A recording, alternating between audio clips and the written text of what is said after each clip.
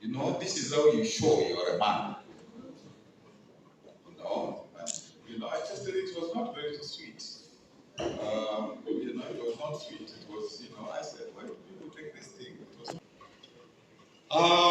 with time, particularly now after, you know, becoming a lecturer, you have money. You know, you can go to town and you paint it red with your friends. And those were hard days, because those were the days of especially those days of Moy, when people were being detained, they were disappearing, things were happening. So we would go to the senior common room of the University of Nairobi, where we would drink our beer. And that was one of the places. There were, of course, many places we would drink the beer. And we would sign. You know, you sign, and to whatever you know, your bail is deducted at the end of the month. And sometimes you would drink until there wasn't actually money left from your salary. And I remember one of my friends, who is now deceased, realizing that the school fees to be paid and there is no money in the salary. So he took the book, because everybody had their own book. If he took the book, then there would be no deduction. But they still deducted the whole salary. You know? We stayed in many places at the university, but one of the places was Hotel Milimani, near Hotel Milimani. So, Hotel Milimani was our city group. You know, where, you know, after you work, you go there and you continue with the drink. And I was very clever, so I thought. Because I would arrange my teaching, you know, Monday, Tuesday. I do most of my teaching. So my weekend starts on Tuesday evening. So from Tuesday evening, you know, we can drink all the beer we want. We can, you know, we drink until Sunday now. Saturday, Sunday. I have now to begin preparing for Monday and Tuesday. You know.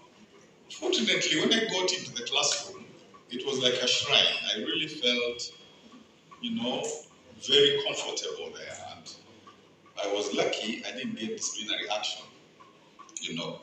And of course, some of my friends got disciplinary action. Some of my very close friends passed on.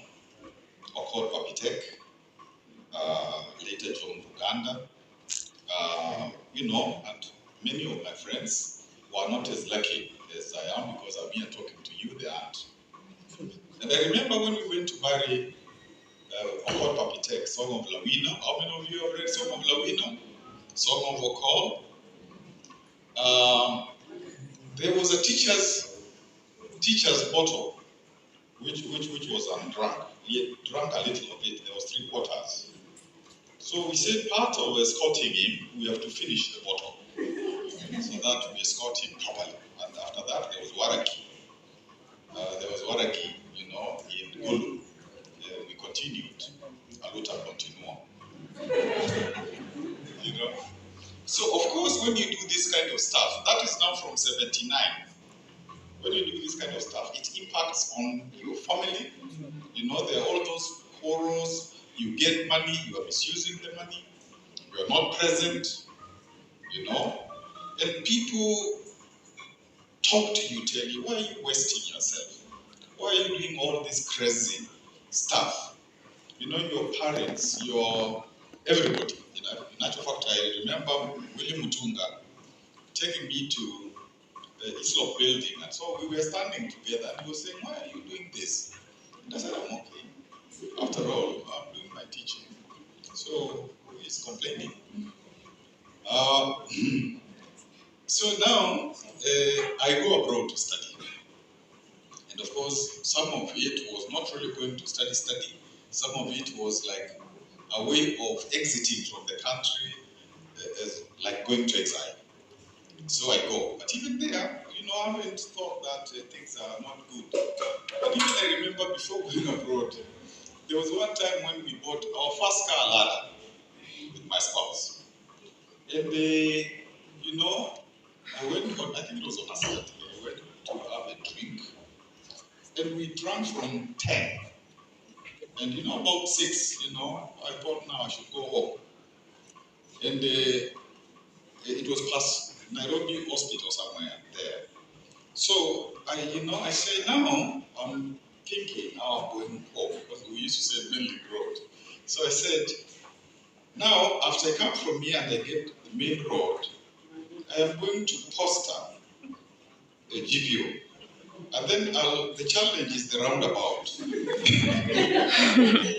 then when I do the roundabout, you know, then I'm just going straight.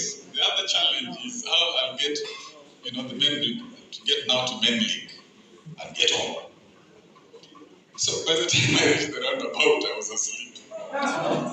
So I was woken up by a big bang. Yeah, now what's happening? So I thought, now how come I'm getting a puncture? And it's during the night. Now who's going to help me? So people are coming out. Is he injured? What? I realized it's not a puncture. And you know, those days, if you are caught, the system now would have a good reason to really fix you. So I told them, I think I'm hurt. Please, ambulance. And they said, I'm going to Kenyatta Hospital, where Daktari sometimes goes to teach his students. When I go to the ambulance, I told them, no, take me to Nairobi Hospital. So when the police came to Kenyatta, they didn't find me.